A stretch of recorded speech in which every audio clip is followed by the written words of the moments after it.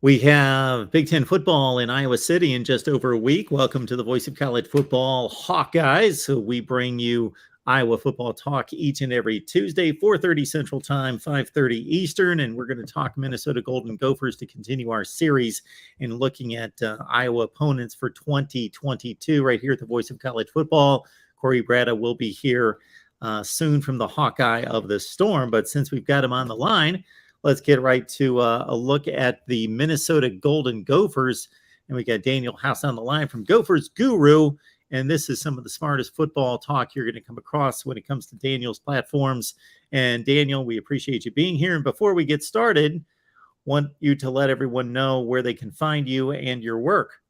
You can find my work on gophersguru.com. So there's a $5 a month premium subscription. You get access to all the film breakdowns, some of the data analytics projects that I've been working on, just about anything, features, stuff like that. And then check out my stuff on Twitter at Daniel House NFL. Folks, ever since I found Daniel a few years ago, I've lost track of exactly when it was, but a good 2, 3, 4 years ago, something in that range. He's been a regular guest. Got to bring him back as much as I possibly can because it's really smart stuff for the smart fan. Daniel, this Big Ten Western Division race intrigues me. It's got to be the deepest division in college football of like teams, like programs. And I think it's the most intriguing race that we're looking at right now. So before we dive into Minnesota, your thoughts about the way the Big Ten West shapes up? Yeah, the Big Ten West is interesting. And you kind of talk about the teams that are similar and equal. I also look at the wild card teams. Like, what will Nebraska look like with Mark Whipple this year? They made some personnel moves, did some nice things in the portal with receiver position, Casey Thompson playing quarterback. And so I wonder what the dynamic will look like. Is Scott Frost going to let Mark Whipple take the reins and make this thing how he wants it? Or is it going to be a little blend of both? It kind of sounds that way to me. Whipple is more of that pass to open up the run type of coordinator. And then you have the background of the option scheme of Frost. So what does that look like? You got Trey Palmer coming in from LSU, has a relationship with Mickey Joseph, the wide receivers coach. Omar Manning, I'm curious to see how Whipple kind of draws things up for him. Marcus Washington transferred in. Isaiah Garcia Castaneda, another speed-oriented type of receiver. So they did a nice job of bringing in some skill players. I just questioned the offensive line. That's probably the biggest question mark with Nebraska. But they're the wild card team. You look at Iowa with offensive question marks. Defense should be solid again, like usual. Special teams always props them up and does a lot of good things. I wonder about Iowa. A lot of takeaways last year. That helped them quite a bit offensively to be able to get those short fields. Are those takeaways sustainable? If they're not able to get as many of those, does that impact their offense even more? Do they struggle a bit there? And Wisconsin, the same formula. Graham Mertz at quarterback. Does he take a step forward? We're about to find out. With Ingram possibly helping out with the offense a little bit more. What's that balance like between him and Christ? The thing, Mark, that a lot of people aren't talking about is the coordinator changes across the Big Ten. And there is not a lot of continuity. I think there's only one program with returning coordinators. So that's an intriguing storyline. How do those pieces come together? We want to remind everyone that Hawkeyes Live is brought to you by the fine folks at Gene Arthur Associates. Get your insurance quote, and we will talk a little bit more about their services later in the show, but you can get your quote, your instant quote, immediately. Just jump down to the description section and grab the link there. But we appreciate the fine folks there at Gene Arthur Associates that urge everyone to get your instant quote. And keep in mind that when you do that and you partner with Gene Arthur Associates, that you are also helping families in need. They've got a number of foundations that help people in need. Looking at the Gophers, so let's start here. Kirk Ciarrocca, of course, he authored the most successful offensive season in recent Minnesota memory. In 2019, Tanner Morgan, 30 touchdowns, 7 picks that year, and we've not seen him throw that many touchdowns in 2 seasons since. And now we get Ciarrocca back from Penn State. Do we expect the offense? I know it's not a Rashad Bateman, Tyler Johnson. Those guys aren't there, but do we see it taking off in similar fashion? That's the question that everyone wants answered. Kirk Ciarrocca coming back from West Virginia, was an analyst last year. And the intriguing aspect of that is Kirk had ample time to sit down and go through film and study the NFL, what our defense is doing, talk to a lot of people, and formulate some ideas, because college football has changed a lot. I even asked Kirk about this recently. Where has college football defensively evolved the most over the past couple of years? And he said it starts with exotics on third down, just how creative defensive coordinators are getting when you're behind the sticks. And then also how teams are taking away the run pass option, RPO stuff, just the different wrinkles, Robin stuff, playing man coverage to take things away. And, everybody's kind of hitting with the crossing routes and coming up with creative ways and answers for that. So what will Minnesota's offense look like? Is it more modern, wrinkled to suit some of the strengths of Tanner Morgan? You look at what he was able to do off of play action, Mark, 75% adjusted completion percentage on those plays, high first down rates. Minnesota, everybody talks about the RPO game with Kirk Ciarrocca back in 2019, but those play action numbers that I just referenced from 2019, that was a huge factor as well. So maybe Minnesota does some things to move the pockets and bootleg play action stuff that ties into their RPO game. But like you said last year, the inefficiency, really it kind of stemmed on first down. They were a 78% rush rate team on first down, 38% success rate within those attempts. My baseline mark is about 47%. So they got to do a lot better in that specific area. Early down efficiency, to be able to put yourself in situations where you're in short yardage and your play action works better, and just kind of fit in the scheme around Tanner Morgan. The name I keep an eye on with Minnesota, I guess two of them, Brevin Spann-Ford, a tight end, 6'7", big frame, catch radius, very athletic. Staff very excited about the strides that he's made. He had an outstanding fall camp from people that you talk with around the program. So keep an eye on him. And Dalen Wright, a wide receiver, played a little bit last year. Didn't really find his footing just because he was away from the program a little bit. His friend was tragically killed, and then he came back and just never really found complete consistency. Was learning the details, but 6'3" target, very physical, can go up and get the football, dynamic. And Kirk Ciarrocca will find some ways to maximize him maybe a little bit better than they did last year. He has bought in, worked really hard this offseason to kind of master the details and buy into the game. So he's a player to really keep an eye on. And also along the offensive line, of course, that's been a huge upgrade in recruiting in recent years and development. And the line was massive and experienced last year. Where do we stand up front? Of course, we've got one of the best centers in the country coming back. Yeah, John Michael Schmitz, potential Remington Trophy type of center. Just the anchor of the offensive line. You look at him, one of the least penalized centers in college football over the past few seasons, reach blocking out the zone scheme, being able to brush up into the second level, finish blocks, does really well off the outside zone scheme. So that's key to have him back. Just the relationship he has with Tanner, the protection calls that they make, huge part of the offense. You look at Ariante Ursery, starting left tackle. He's been developing up. Very athletic tackle that Minnesota, honestly, a lot of people around the program think he could have the highest ceiling overall of any tackle that Minnesota's worked with. Just the flexibility, the quickness, the quick feet to get out and pass pro sets and work in space too with the zone scheme. They're starting Axel Rushmeyer at left guard, a veteran who's been around the program. Chuck Filiaga transferred from Michigan, coming in to play right guard. And then really, Mark, the question mark is right tackle right now. It's sort of become a battle between Martez Lewis and Quinn Carroll. If I had to guess right now, it's probably Martez Lewis winning the job. We'll see how it shakes out. We haven't been at practice for about a week now, just as things kind of wrap up and they're getting ready for the season. But if I had to handicap that, that's kind of the position that still hasn't been filled yet when it comes to starters. But I feel like Minnesota's offensive line, it's all about continuity early on, but I do think they have good talent up front.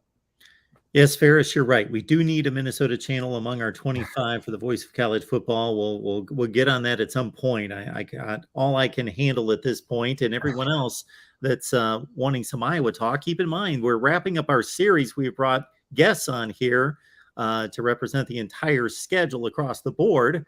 So we wanted to get the Gopher perspective as a main foe here in the Big Ten Western Division. And Iowa's pretty much owned this series pretty well, a really tight, intriguing game, 27-22 last year, Daniel. Yeah, it's 3 or 4 plays in the 19 game, the 21 game. You look at some of the moments in those games. I look at last season, it's a really close game at the end, and you're looking at, kicking that long 50-plus yard field goal. It gets blocked. You'd call the swing pass. It's like 3rd and 3, and you lose 4 yards. And maybe you're better off backing Iowa's offense up with a punt. And then right after that moment, it's a lightning rod play to Keegan Johnson, and the whole game changes. And you look at, some of the plays in the 2019 game too. It came right down to the end. I always say that football, in those close games where teams are really even, I firmly believe it's like 3 or 4 plays that end up defining the game. And that's been the case with Minnesota. Are they able to get over that hump, make the plays that you need to make to win those types of games? Daniel House, there you see his Twitter handle. Jump on over there to Twitter, follow Daniel. It's insightful information that you can find right on his feed. But take the next step, go to gophersguru.com and check out Daniel's work and lock in on, hey, if you're an Iowa fan and you want to keep up with the main competition, hey, it's Minnesota right there near the top, Wisconsin and Purdue in a balanced Big Ten Western Division. Daniel, looking at the Minnesota defense, I think a lot of people outside of those Big Ten Western-centric fans would be surprised at how well this defense performed last year. We're talking about a top 10 level defense, whether you look at the standard statistics or the advanced metrics. Do you think they were truly as good as the stat sheet would tell us? And how much of that maybe had to do with style of play on the offensive side, throwing the ball less than anyone outside the military academies, and how that could transition into, with, I believe, 7 starters back for 2022? Well, certainly last year, the pass rush was the strength of the team. You have Boye Mafe, who's picked in the 2nd round, Osezi Atome, 5th-round pick. Niles Pinckney was low-key really a huge factor of their defense, like a 13.5% pass rush win rate, which was near the top tier of nationally among Power 5 programs. So Minnesota was able to really rush the passer well, and then, kind of be able to stop the run, get teams behind the sticks, and then, just get them in positions where offenses were knocked off schedule. In Minnesota, when you look at the advanced metrics, like you said, this is one of the most efficient Golden Gopher defenses dating back to the 70s. And I credit Joe Rossi for that. I mean, he is just an outstanding defensive coordinator, an innovative mind. I look forward to this season. This is the best secondary that Minnesota's had with Fleck and Rossi, the duo together. They have some athletic ability, a mix in skill sets that they can sort of move around based upon the matchup. So really the most intriguing player to me that not a lot of people talk about is Michael Dixon. He's a safety. He'll be more of a hybrid player for the Gophers this year, possibly using him like as a big nickel. But see, the benefit of that is he's able to actively be in a run fit, but also cover receivers on the backside when needed. So really you kind of have base personnel out there with nickel type athleticism. So they will definitely use him creatively. They brought Beanie Bishop, a transfer from Western Kentucky, a fast corner that tested extremely well. Also, Ryan Stapp from Abilene Christian, one of the top players in the portal at cornerback. Those two, along with Justin Wally, who was one of the top cornerbacks last year, young cornerbacks, freshmen in the country. So you look at the whole landscape of the corner room, and then we didn't even talk about safety. Tyler Newbin and Jordan Howden both coming back. Minnesota secondary looks strong. The biggest question I would say on the defensive side of the ball is just, overall the defensive tackle spot. Trill Carter's coming back, but who emerges alongside him? Is it Kyler Baugh, a late transfer addition from Houston Baptist? He's one of the stronger defensive tackles on the team. They'd be able to play him at 1 tech and play Trill Carter at 3 tech, but they have a lot of really unique skill sets. The length and the quickness of this group is definitely a strength. So Minnesota will mix and match players kind of based upon matchups and have more of a rotation. You won't see Minnesota going with like 4 starters all the time. They will definitely mix and match weekly and kind of come up with some creative stuff. Corey, I hate to break the news to you, but you've been replaced. Is he covering both the Gophers and the Hawks? That's not right. I was just about to ask him this. So, of course, we could never do the show without Corey Brada from the Hawkeye of the Storm front and center here. And again, once again, Daniel House helping us get near the end of our series where we break down Hawkeye opponents for the season. So, Corey, I want to ask one more question, then we'll turn it over to you to break down the Hawkeyes and the Gophers with Daniel. But I think this is a good time to get a perspective from somebody outside the Iowa program. So we've talked a lot of Minnesota. When you look at Iowa, you brought up the wild card that you believe in the division in Nebraska. Daniel, maybe Iowa's on the other end of the spectrum. You know, we get what we believe we're going to get almost every year with Iowa football. Great special teams, great defense, 123rd ranked offense last year. What do you see when you look at Iowa 2021 and then the transition of the loss and the gains in personnel transitioning to this fall? Yeah, I just look at, last year I thought the defensive line was a little inexperienced, but, I think that impacted their ability to maybe generate pressure as much as they wanted with 4 rushers. But now that those players have developed up and have been in the program and got stronger, and, the mix of skill sets that are up there, that will allow you to, do a lot more things defensively. And I look at, Iowa's formula, explosive plays. I mean, since 2017, they've only allowed like 2.87 plays of 20-plus yards per game, which is just outstanding. It's almost a full play per game, better than any other Big Ten West team. And that's been the formula. Phil Parker, the cover 2, just don't give up the big plays, execute, play your run fits perfectly, and just leave with the W. I'm expecting a big leap from Lucas Van Ness. I'm excited about him.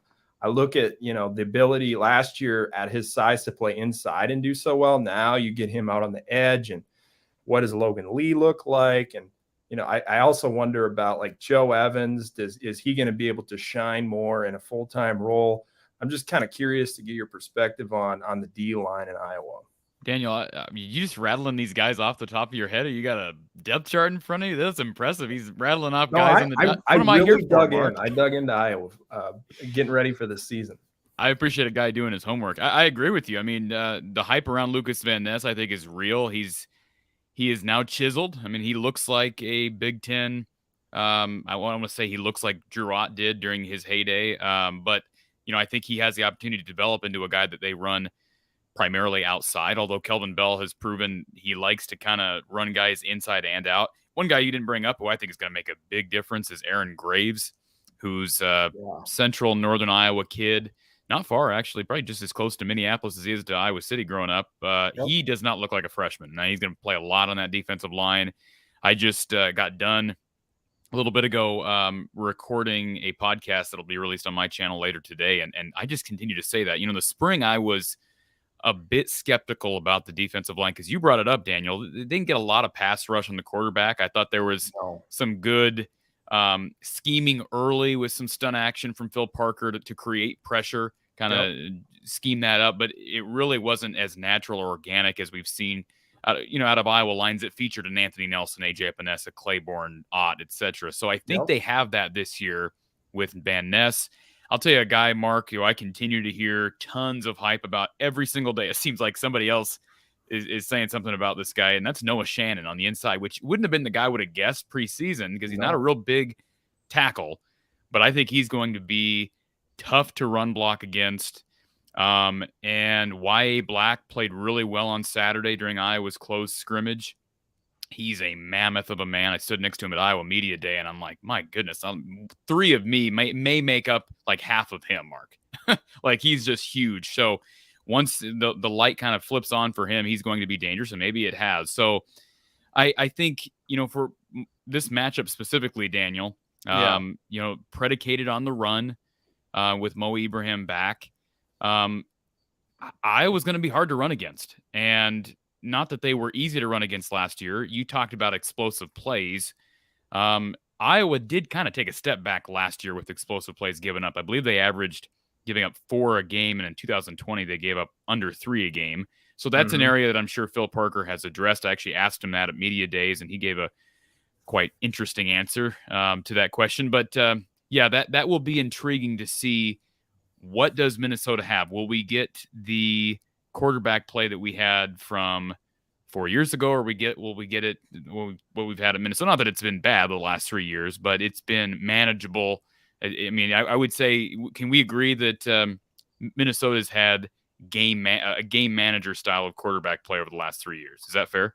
Yeah, I'd say, schematically, the offense just shifted a ton. Like they made the coordinator change during the pandemic, didn't get a ton of reps. Then the offensive philosophy changed. And then last year, it just didn't really seem to fit the personnel that they had. Tanner was just kind of trying to navigate that change. And then also personally had, the loss of his father right before the season started. And there's just a lot going on, with the program. Now I look at Kirk Schrock coming back as the offensive coordinator, and just kind of the strengths that Tanner Morgan has as a player, the play action game, the quick release, being able to process at the line of scrimmage, his football intelligence is really good. So I know that Minnesota will change a lot of things schematically this year and be able to maybe utilize some of the playmakers that they have a bit better. And that's something that's very important with Brevin Spanford, a tight end who has had a really strong camp. A lot of people are very excited about him. Dalen Wright, a wide receiver who flashed a little bit last year, but has taken a big step forward. And they have Chris Ottman-Bell coming back as well, one of the better contested catch receivers in the country overall. So, I mean, the biggest question is kind of wide receiver 3 and 4. Daniel Jackson's been hurt, hasn't practiced much. Mike Brown-Stevens has apparently had a good camp. So, that the skill player side of it at wide receiver, the scheme, that's what I want to see kind of blend together. Minnesota will run the football well. They're talented there with Mo Ibrahim and Trey Potts coming back as a 1-2 punch. In the O-line, there's, some inexperience. They're just not playing games, but I think the talent level is definitely there. And one of the more underrated tight ends in the country, Hawkeyes, that's a big loss.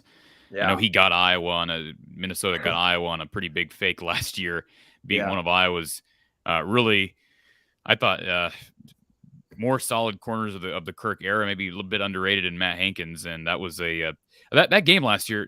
Iowa had no business winning that game. And I know Don Patterson wouldn't have any problem with me saying this, but Don Patterson has brought up that game several times to me. Minnesota beat Iowa in almost every consequential analytical category that you can imagine in that game. Yeah. Iowa had no business winning the game. That was what you call a negative exception to the analytics. And so, I mean, will Iowa be able to outrush Minnesota? I would be shocked if that happens.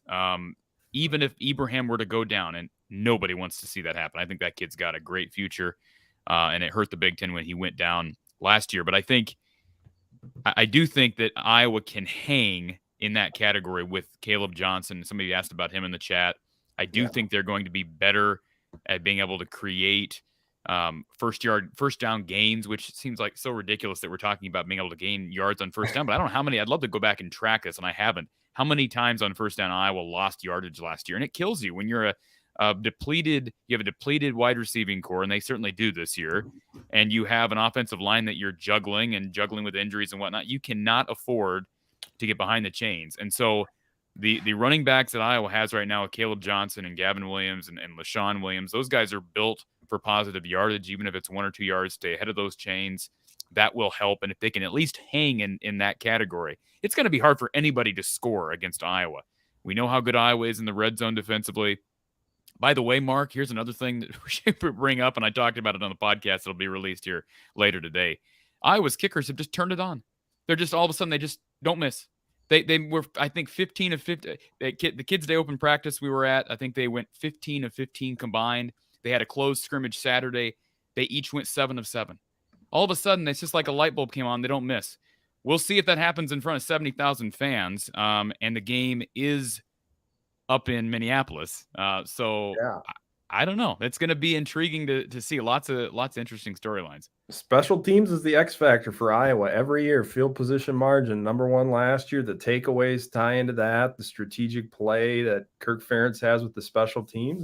That's a difference. You look at the correlation between winning and being able to, control that field position margin. That is a really, really, really important factor. And Iowa's done a nice job with that. I mean, I look at Iowa, for example, like my biggest question marks when I sit down and watch all Iowa's games back and look at their personnel. It's like, how does the offensive line come together?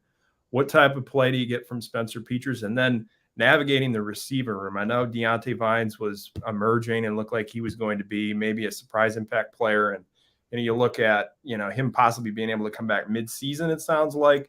But what does that wide receiver room look like? And can Spencer Petras get anything going? Well, and just one more note before we get to Erica's super chat. Nico Regani's down right now with an injury. That's another one that not many people are talking about. They don't have anything as far as scholarship experience right now. They got Arlen Bruce, who I'd be wrapping him in some duck bubble wrap right now, Mark, if I was Iowa. Would not be running him on punt return, kick return stuff, which he had been practicing. Those are the big two things, Daniel, because depth at wide receiver, we know Iowa was not good with wide receiver play last year in general. No. A lot of drops, not much receiver separation. You lose a ton of guys, and now you're dealing with injuries. You lose Charlie Jones, who also took care of kickoff and punt return duties. This sounds crazy, but the return game might be the X factor for Iowa one way or the other. If they have a guy who can be just maybe above average, because they've had years where they haven't. I mean, Josh Jackson, as great of as a cornerback as he was at Iowa, did not know how to return punts. Some guys just don't have that skill. Charlie Jones and Smith Marset and Desmond King, those guys could return punts and kicks. So if they can figure that out, I would not be running it with Arlen Bruce. Cooper DeJean hopefully can, maybe his athleticism can be a factor. He's intriguing. Really, you like Cooper DeJean. I could tell you by the look on your face. Yeah, I like him a lot. Yeah, he's a good player. He's an interesting. People are joking around this week on Twitter that he needs to switch to offense. Maybe they need to run him on offense because they just are running out of guys on scholarship. So right now, just to recap, and then I know we want to acknowledge that super chat, Mark. For Hawkeye fans who are tracking this, Daniel's right. Deontay Vines is out probably till. Hopefully they get him back by Big Ten play. I think that might be a little optimistic, but if you get him back by I'm not even talking about the Rutgers game, the Michigan game, you'd be happy. Nico Regani, I've heard both ways that he could be back for game one, but I've also been told that he could miss a couple of games. And then, you're missing Charlie Jones, who transferred, Tyrone Tracy, who's gone, Jackson Ritter, who played last year, he's down. Brody Brecht has been out a lot. He's back. He's a pitcher. He didn't get a ton of time in the spring with football. How, on top of the offense is he? How healthy is the hamstring? And then Keegan Johnson's been dealing with an injury all year, and he's finally back at practice. Don't know if he actually participated in the scrimmage Saturday. So they got some problems there. Well, we want to remind everyone that the fine folks at Gene Arthur Associates sponsor us here at Hawkeyes Live. We're crazy about football. That's why we're talking football like in April, May, June, unlike most folks out there. But now we finally get to games on the field, so everybody's happy about that. But don't forget about those economic difficulties that are out there. Families are in need. And when you partner with Gene Arthur Associates, you're going to be helping families in need. They donate all over the place and are connected there. But it's about you and about your finances as well. So go to www.jaainsurance.com. The link is in the description section of all the videos here at Hawkeyes Live and all the live streams. So you can grab the link there, and I'm going to drop it in the chat. You get your instant quote, home, auto, motorcycle, boat, RV insurance. And also keep this in mind. There's a Smart Ride connected car participation that if you've got a vehicle newer than 2015 or newer, you will receive a participation discount. It's about 28%. So keep that in mind. Again, instant quote on any type of insurance you can imagine. All right, let's get to that super chat. Erica chimes in with, all right, Daniel, you know that there was much talk on Twitter and elsewhere about PJ Fleck and just rumors about some unsettled players in regards to PJ's approach and handling of them and the way he treats players.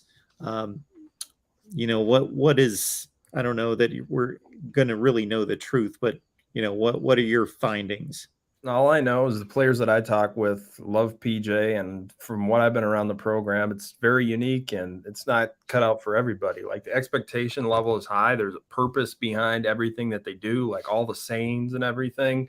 They all have some applicable meaning to like what the goal is for the season and how they're going to approach things. And so, you saw like the response back from the players like Tanner Morgan and Jack Gibbons, other people that were out on Mariano Sori-Marin, like all these players that have been around the program for a long time. And I think even in this transfer portal era now, it's like sometimes you get players in that don't fit exactly what you're trying to do. And that sometimes can kind of impact the perception that some people have. But I know like everybody I've spoken with, past players, current players, they love their experience at Minnesota. So, and I've been around it. I enjoy like just going to their practices, very up tempo, lots of structure, tons of situational stuff. You can read about that on the website. But yeah, it's fun to cover Minnesota's program. I know that. And we Corey all know knows. We all know Mark Rogers loves him some PJ. I was just going to say, Corey knows. Daniel, I think you know I'm a big PJ Fleck guy. You always have been, man. Now, my buddy Steve Dace at Michigan Podcast has a funny saying about PJ Fleck, basically that if you can get past I forget what he calls it, something like the Pentecostal youth pastor, approach, that if you can get past that, he's a heck of a coach. But yeah, PJ Fleck, he can coach my football program anytime. Hey, remember, let's not forget, if you're Iowa fans, Minnesota saved Iowa's tails last year by beating Wisconsin. We all know what happened in the Big Ten Championship game, but Iowa fans were huge Gopher fans for that last week of the season. And you brought up Steve Dace, Mark. Let's not forget he's got a huge gushy man crush on Pat Fitzgerald. So it's okay to have these longings for other head coaches in the Big Ten Conference. There's some good ones. We all know. Daniel, we want to respect your time, but at the same time, Corey jumped on here a few minutes late. I don't know if there was anything else we wanted to hit, but Corey, anything else for Daniel? Well, I'll say this. The only other thing I wanted to address specifically, and I don't have necessarily a list of guys in front of me, but I think part of what makes this rivalry special, we know the history of this rivalry. We can talk about it every year in the history of the trophy and whatnot, the pig. But I think what Iowa fans need to realize is, even though there's maybe, you have the Nebraska fan base that people perceive to be annoying, and you have the in-state fan base, the Cy-Hawk Trophy at Iowa State, and Wisconsin's the team Iowa can't seem to beat, and Iowa's taking care of this. Iowa's dominated this series over the last 6-7 years. Maybe I'm being. When did they lose it last? 20 years. Well, how many straight have they won? You would know this better than I would. Let's take a look here. I could think of it, but I don't think they've lost this game since 2014. I don't believe 7 in a row. Yep. Yeah. 2014 was the last win. That 51-14 game. So, but what Iowa fans need to realize is they're in, as I've grown more and more into recruiting over the years, they are constantly in recruiting battles with Minnesota. It's Minnesota, Nebraska, Iowa on so many battles for kids here in the state of Iowa, kids near the Council Bluffs, Omaha area. Iowa does some work up in the Minneapolis area, but there's a lot of facets to this rivalry. It's a special rivalry, and I just wonder, with Big Ten expansion, which rivalries will be protected? Will there be, will we end up with divisions, pods? How will that work? These are the types of rivalries I think Iowa fans need to appreciate, because Iowa's very fortunate to have, contrary to what Rich Eisen may have you to believe, Iowa's fortunate to have 4 really important trophy games. Yeah. This is one of them. Minnesota's really good. I think Steve Dace is the guy who predicted Minnesota wins the West, correct, Mark? Didn't he? I believe so. I believe so. So it's not like, they're kind of the dark horse in Hawkeye Nation, because Iowa has controlled the series, but that's a good team with a lot of, it starts up front with, specifically Tanner Morgan and Mo Ibrahim on offense, but this is going to be an entertaining game. Let's not forget what Minnesota did to Ohio State before Ibrahim went down. That was a really difficult environment. I'll be intrigued to see what happens if Iowa can stop Ibrahim and an experienced guy in Tanner Morgan, and just how Iowa plays on the road up in Minneapolis. It'll be exciting. Well, and remember, one more thing, real quick, Daniel. They played in 2020. There was no fans. So Petrus has not played up there. No, neither has anybody else on this roster, right? So they have not played in front of fans up there. People are fired up for that game too, because I think all the Minnesota fans, if you polled them right now, that's the game they probably want to win the most this season. And that's scary. Everybody, so you kind of got that going against you there too. Yeah, that's not good. And I don't have I can bring up. Let me pop up the schedule before we let you slide here. I know you probably got it in front of you, but that game, as we know, is always at the end of the year, and in this case. I'm just trying to see where it's sandwiched. Why is it not November showing up? 19th. November 19th. So it comes right after Wisconsin and right before the Black Friday game. So, it's it is what it is. That schedule's just tough through and through. I don't think Iowa's going to be getting caught looking ahead at any point during the season. They got tough games almost once you get past September. October and November are loaded. Yeah, and I'm excited for the end of the season because I look at Minnesota's schedule, for example. They play Purdue right away, Michigan State. Michigan State and Purdue are their first 2 Big Ten games. So I feel like we'll have a pretty good idea where Minnesota's at through those first 2 games because Purdue's, like I said, I've mentioned Nebraska earlier. I'm kind of like, I don't know what to think, but I'm much higher on Purdue than a lot of people are. But I also think they have some question marks as well. Like, can they run the ball? They're one of the least efficient teams running the ball the last few years. O-line has some experience, but I'm not sure like the depth is very good. And I also look at like Kydron Jenkins, is he able to step up in that like George Karlaftis type of role with Purdue? So, Purdue's kind of the wild card with O'Connell coming back. I'm interested just to see how they do, but we'll have a pretty good idea. I mean, it could be another huge game, Iowa, Minnesota, right at the end of the year.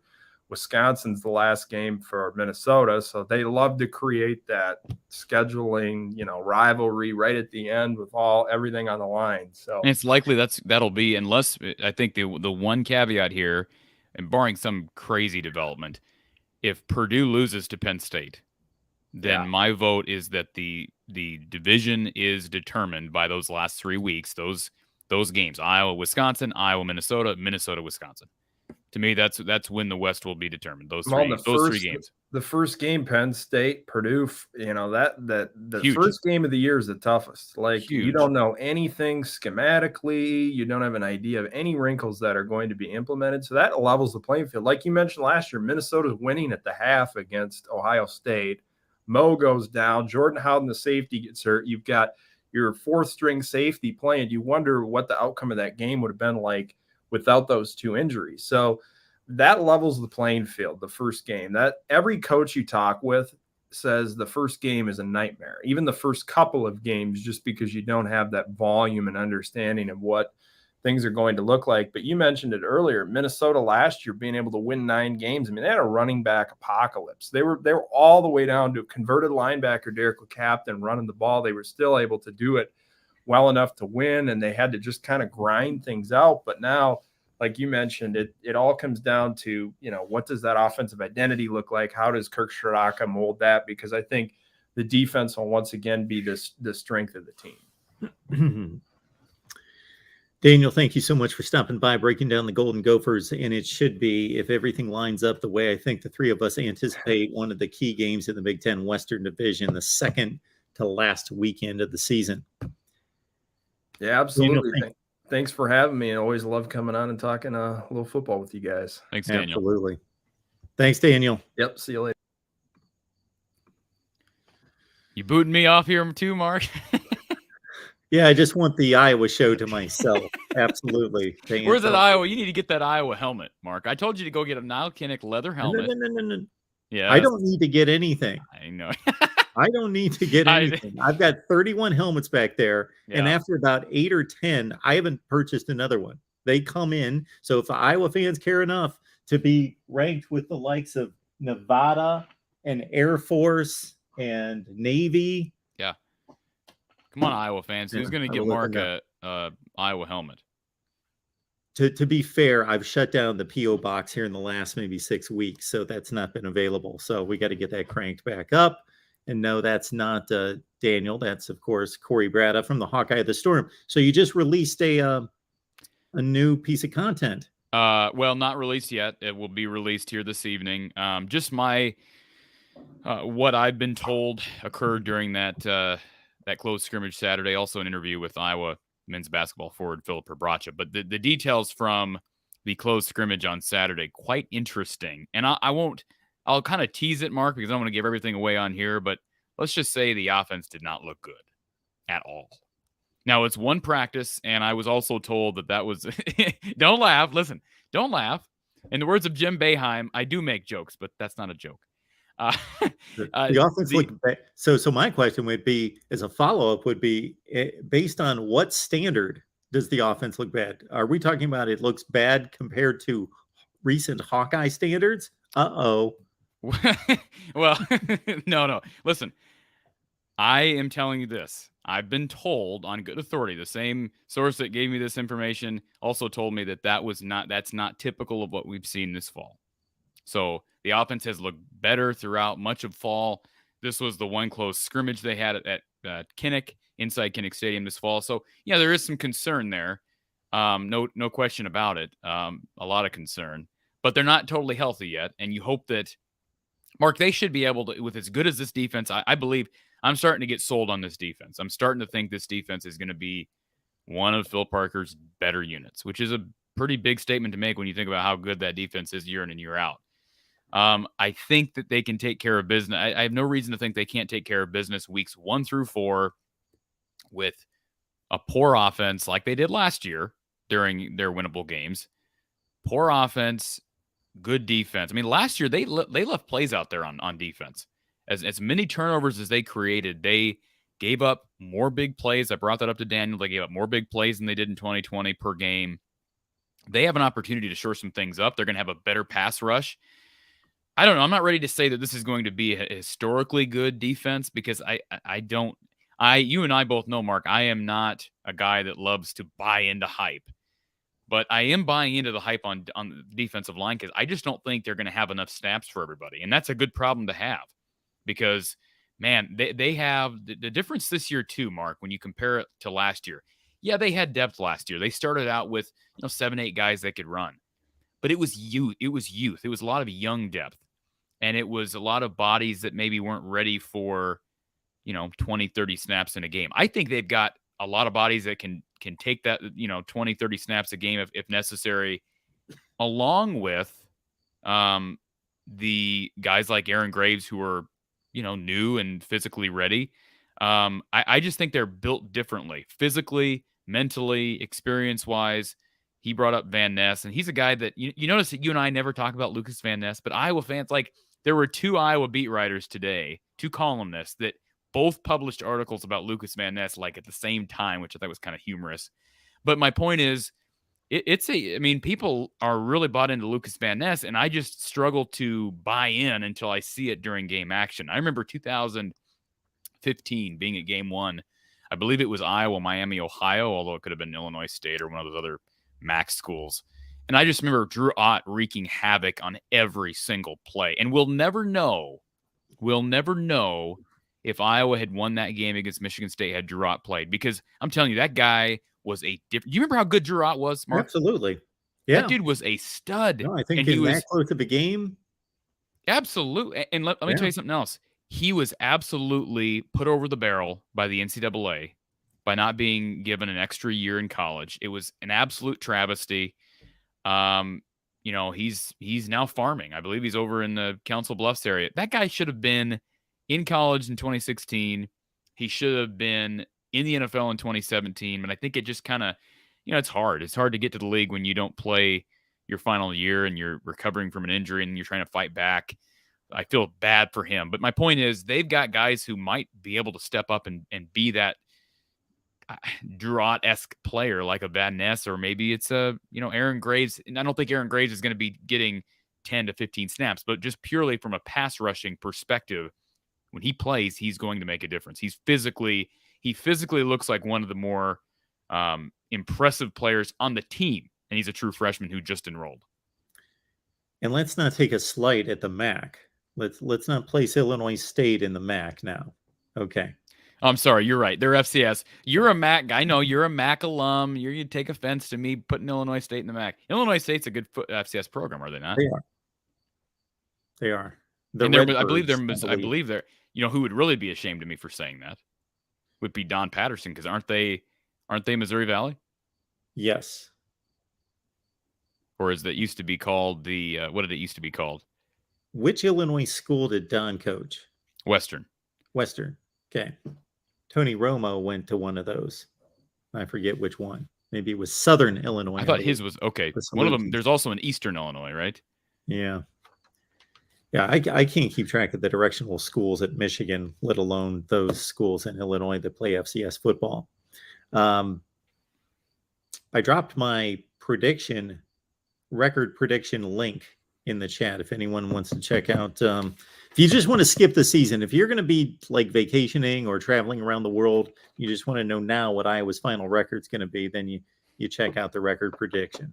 I got that record prediction, and it was very uneventful, Mark. I encourage everybody to watch it, but it was very uneventful because it was, I think, exactly what you predicted last year. I think. I have to go back and watch last year, but I think you predicted the same thing last year. This is how I look at this program.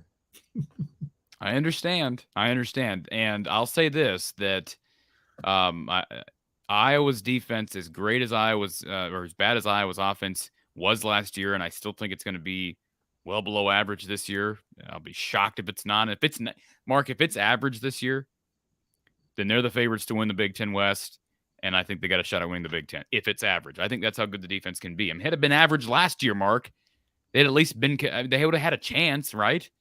I think we all know that Michigan 42-3 game.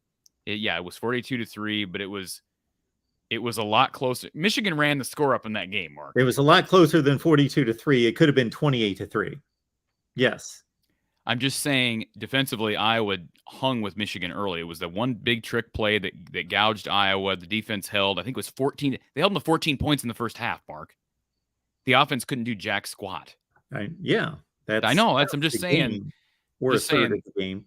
Yeah, but I'm saying it's a compounding situation, right? When your defense is playing its tail off, your offense not only is not getting points, but it's also killing your defense because Once your the defense game gets is out of hand. Yes, the score becomes less and less meaningful the more games out of hand. Yeah, I love how people like Eric. That's absurd to say 42-3 was so much closer.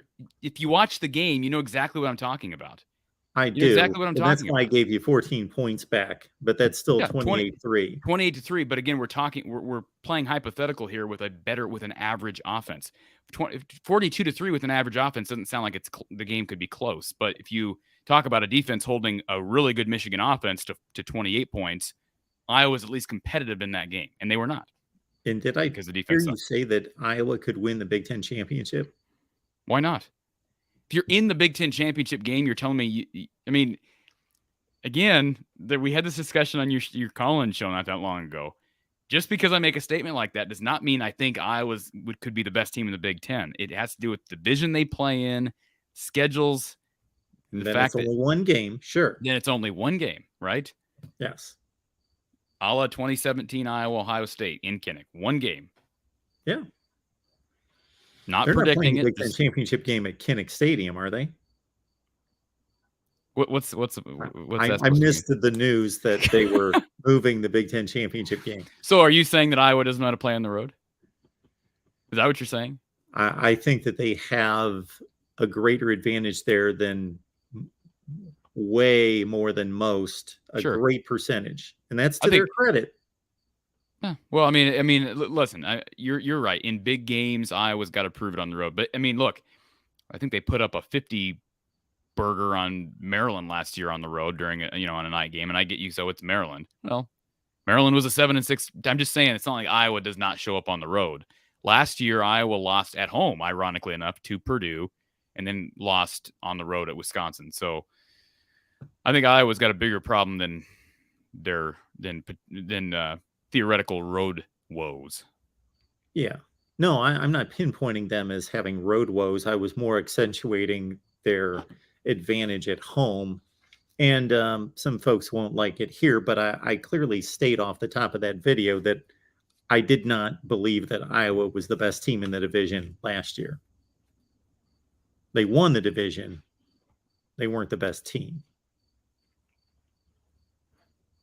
You talking about Iowa? Iowa was not the best team in the division last year. Well, that's an opinion, right? That is an opinion. I can't prove that. Correct. And I would, but honestly, Mark, I would venture to agree with you. But I'm not going to be dogmatic about it either, because, like I say, it's an opinion, but no, you're right. I mean, Iowa got absolutely throttled against Wisconsin. Now, I will say this. This is just me throwing out my opinion as well. The Iowa-Purdue game, you play that game 10 times. I think Iowa wins that game 5 or 6 times. And you can say, well, again, it was a blowout. How can you say that? Iowa had about everything go wrong they could have had go wrong in that. It was not like the Michigan game. Iowa was pretty much they were dominated on especially one side of the ball, and then second half they were dominated on both sides of the ball in that game. And again, it's a compounding issue. But the Purdue game, I mean, it's one guy. Iowa just could not stop one guy. That's one question I severely regret not asking Phil Parker at Iowa Media Day. And I just kicking myself for not asking him. I don't know why I didn't approach the subject. What are you going to do differently against Purdue this year? And I didn't ask him the question. But that's, that game's on the road, Mark. That game, talk about games on the road. Ohio State had a tough time on the road in 2018 at Purdue. That's a tough place to play when that place is rocking. And the reason that I think that it's a logical and reasonable conversation to have about who's the best team in the division, and I would not shoot down anyone who would fill in that blank as Iowa, is if you cross all the various results between the major teams in the Big Ten West, you can't come up with anything conclusive. So while I did not believe that Iowa was the best team in 21, I don't believe that it was by any kind of wide margin, by any stretch.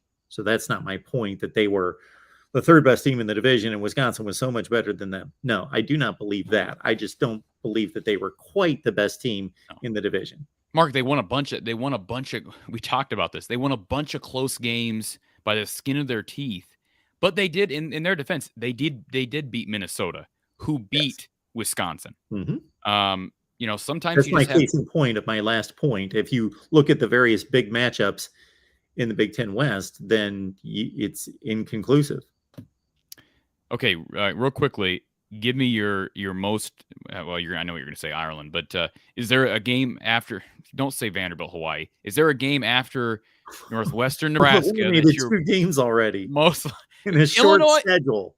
Illinois. The rest of it's like North Carolina and Florida A&M. Illinois, Wyoming. That's a good Wyoming pro. Well, they've had some issues there, but you don't have a third game. It's just those 2. If I can only watch one game, I'm going to watch Nebraska Northwestern. If I can only watch a second game, I'm going to watch Hawaii and Vanderbilt. If I can watch a third game, it's Illinois and Wyoming.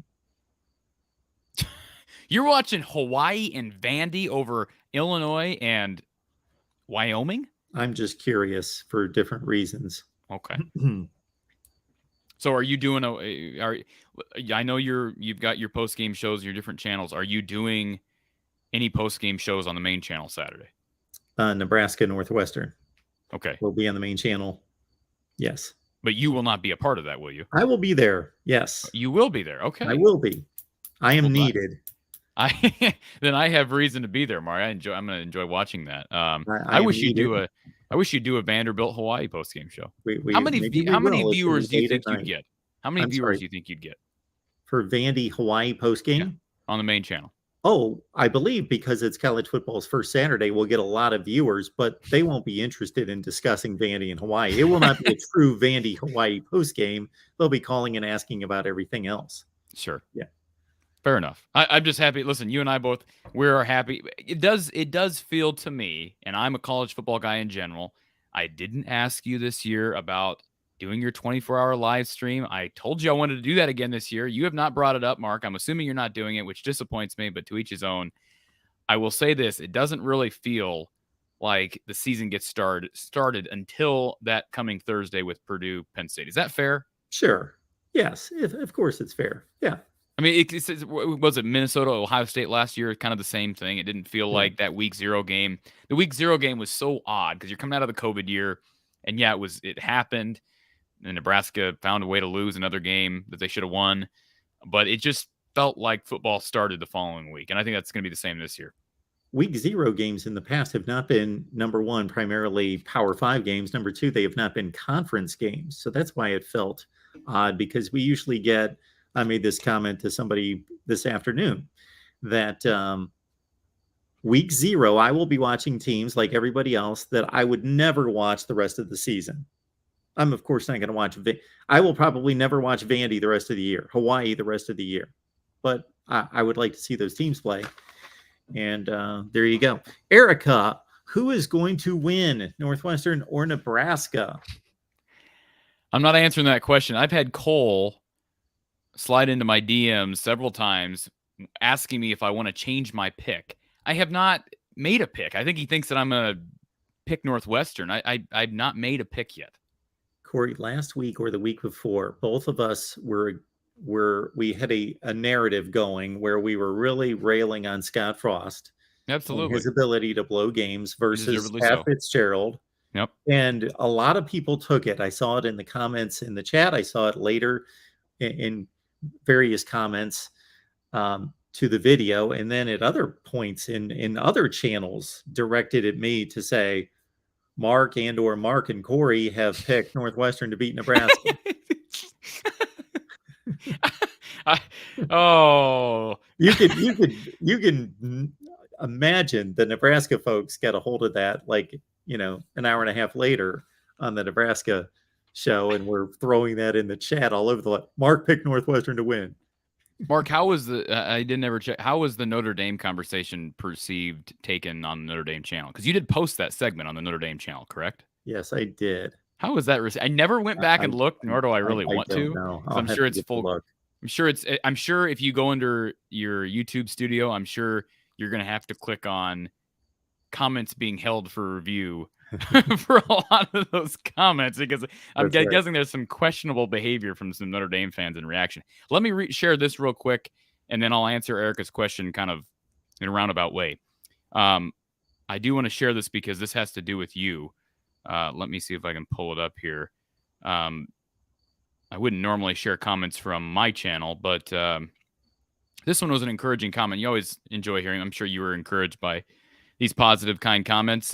Prisoner's Dilemma comments. He says, I hope to see, well, he's talking about me.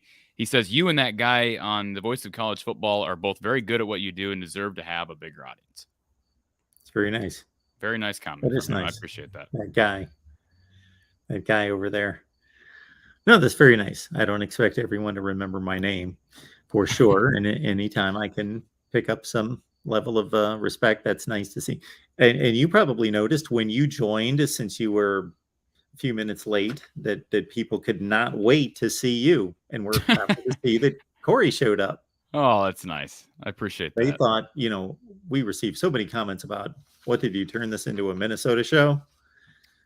Hey, listen, I loved it. I'll tell you, Daniel, this is no offense to any of our other guests, because when we bring in any of our other guests, we don't expect them to have Iowa, learn from top to bottom. This guy knows the ins and outs. I mean, it's like, I was impressed. He wasn't making this stuff up. I mean, he brought up this fact that Deontay Vines was having a great camp, and that, he's going to miss part of this. I'm thinking, how do you know that? I mean, this guy did his homework.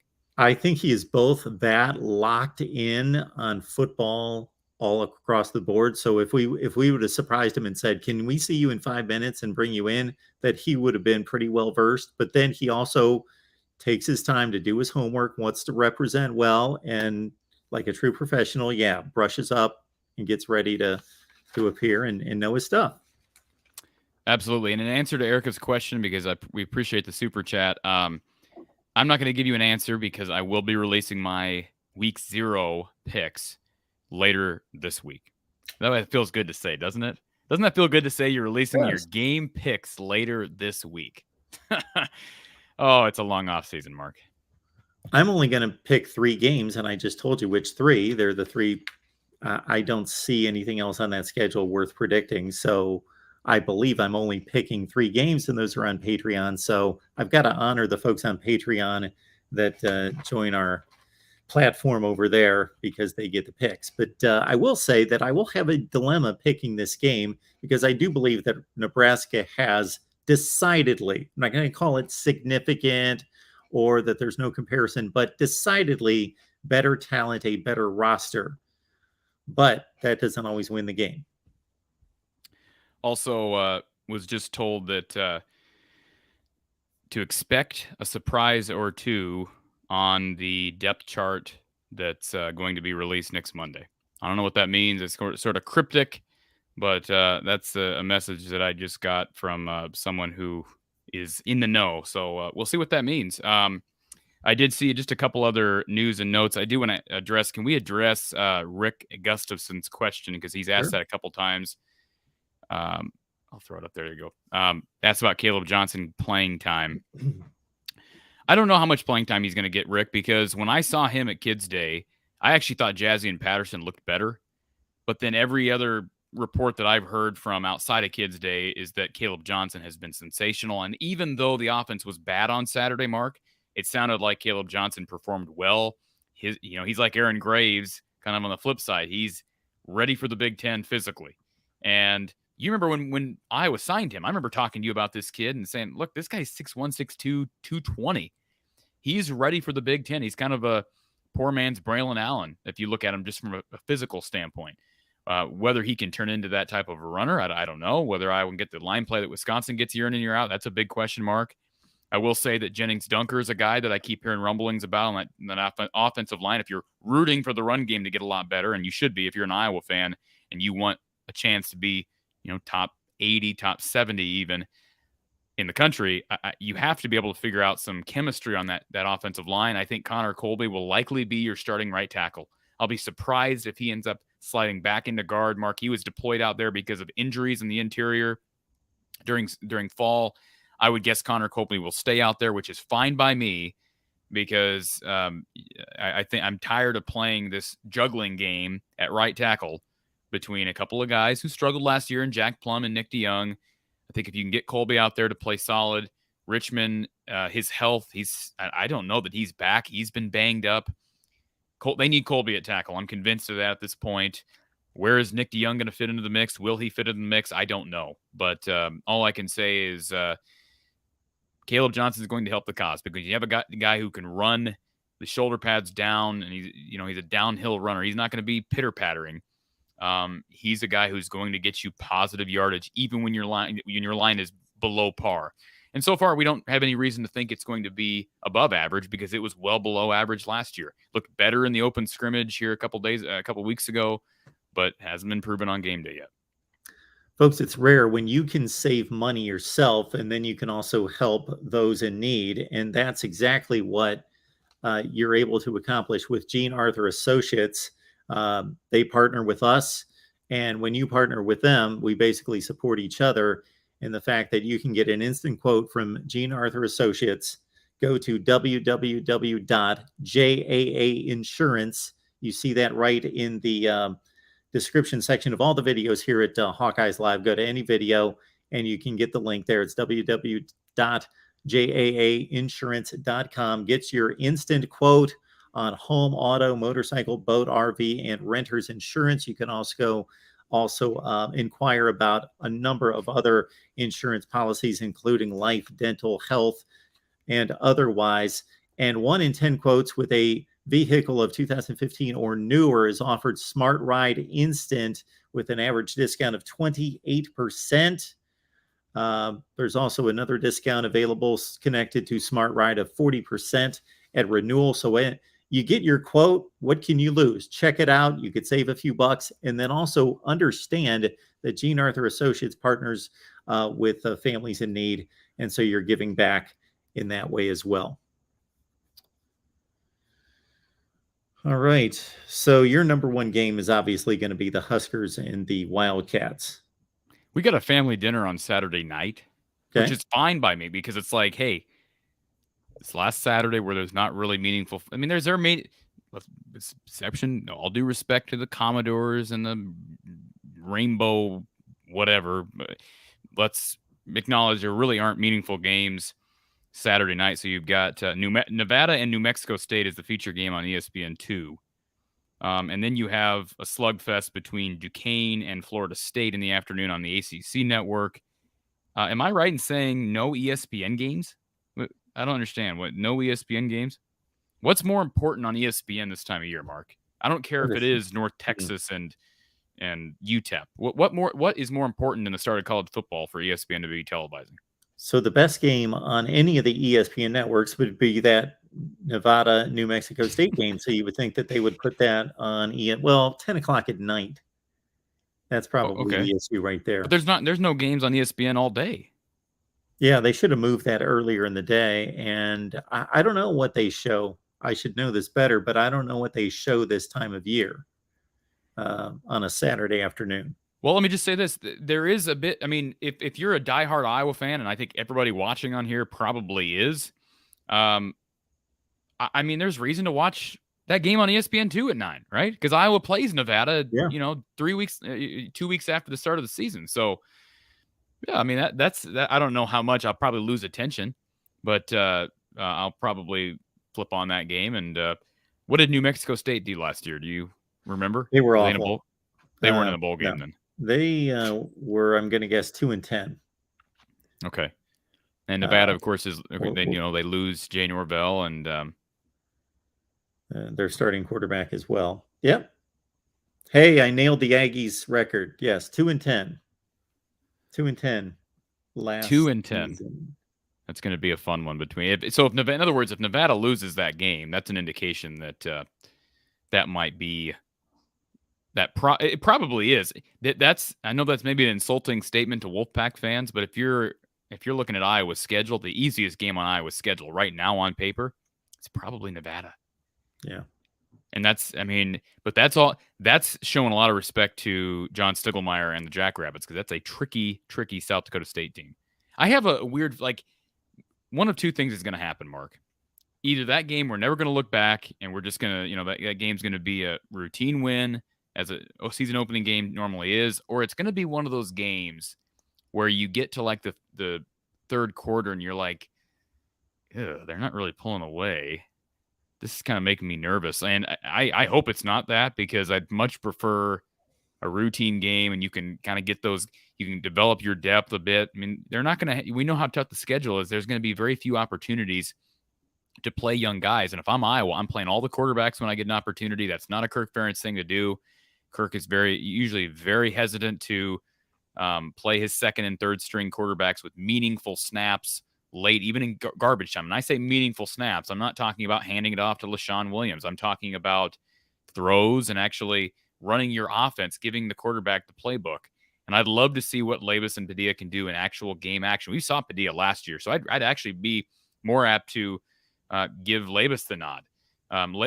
Padilla right now, even though I think all of us know or are confident that Petrus is going to start, Padilla needs to be ready, because at any point, if Petrus starts struggling, if I'm the head coach, I'm saying, hey, Alex, you're going in. It's not a matter of, well, he has a short leash.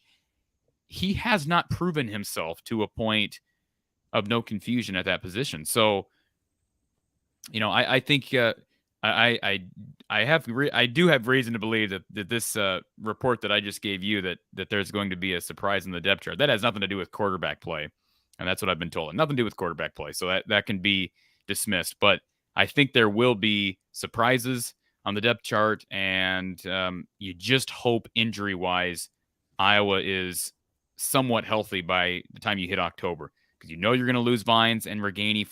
Hopefully you can get Reganey back sooner rather than later, but Vines is going to be out a period of time.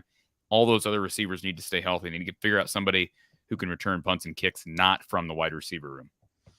Antoine Johnson, that was North Carolina State that Russell Wilson transferred from to Wisconsin. And Hawkeyes has pretty much rewritten our sponsorship script. This is a good one here. Make me want to get JAA Insurance, Gene Arthur Associates. So when I'm listening to an Iowa game on my unicycle and I crash because Petrus throws a pick, I can be covered. That'd be Spencer Petrus. I love how you pause. Yes. I love how you pause there, Mark. You want me to say something because you want me to comment on Spencer Petrus. One more thing before we finish, Mark. You didn't address it when I brought it up. We're not doing a 24-hour live stream, correct? I'm going to try. You are going to try. I believe we can do it. I have just been in a whirlwind of all sorts of things going on, that there are things coming up that I don't think about that I still intend on doing, but I've not promoted them just because, I'm starting a Big Ten podcast, everyone. It's going to be released next Monday on the College Football Coast to Coast Network. Those fine folks found me and asked me to do a Big Ten podcast. It's called Big Ten Paradigm, and be waiting for details on that. I don't know I will be fully transparent here. I don't know what this thing's going to look like and what it's going to sound like when I get it out there, but I couldn't turn down the offer, and we'll put something together that is going to be worth the listening. And I don't want it to be a regurgitation of what we do here on the various Big Ten channels and content, but we'll put something together that'll be worth listening to. And real quick, Mark, shout out to our guy Grant over at Big Time Boiler. He commented here, and I'm losing the comment in the chat. Do you see it on your end? Unless it's just way up here and I'm missing it. He made a comment about Charlie Jones, and no, I'm not seeing it unless it got deleted. Man, what is going on here? There it is. You got it? Okay. Charlie Jones had an incredible camp, probably Purdue's #1 wide receiver. I did see an article written about that.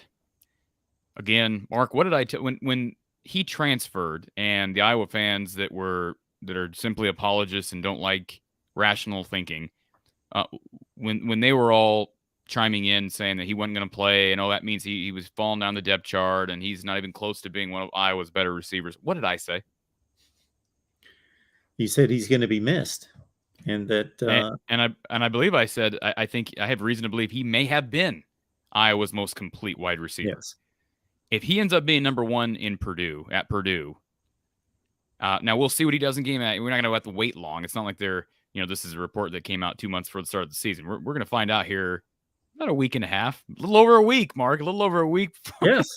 We're going to find out on the big stage how I'm going to be watching that game, and I'm rooting for Charlie Jones. I'm not rooting for Purdue, but I have no ill will against Charlie Jones. I just don't. If I was him in that situation, I guarantee, Mark, don't want to speak for you, but a common person, if you're in Charlie Jones' position, you're looking to showcase your skills to the NFL, and you believe you're better than the NFL currently perceives you. I mean, why not go to a place like Purdue where there's an opportunity to play right away?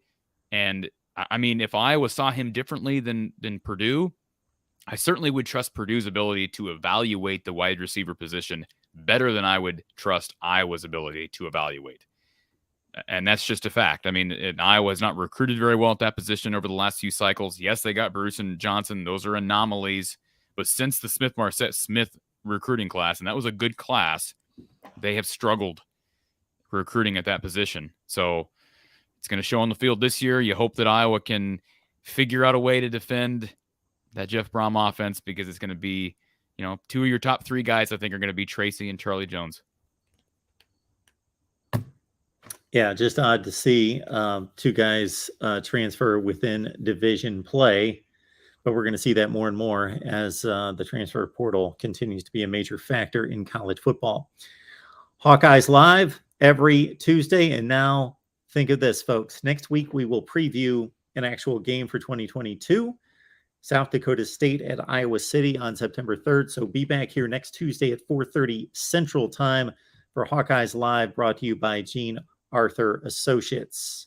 Get on over from the Hawkeye of the Storm with Corey and check out the latest there. There is new content being dropped here very soon. Corey, good to see you. Thanks Appreciate for it, Mark. We didn't want to talk Minnesota football for 60 minutes, but that's where we were headed. You just let me know. I mean, I don't know that I'm going to be able to pull you just let me know you need some help that 24-hour stream. I'm here. I appreciate that. You will be the first I call. Appreciate it, Mark. Corey. Thanks. We'll see you.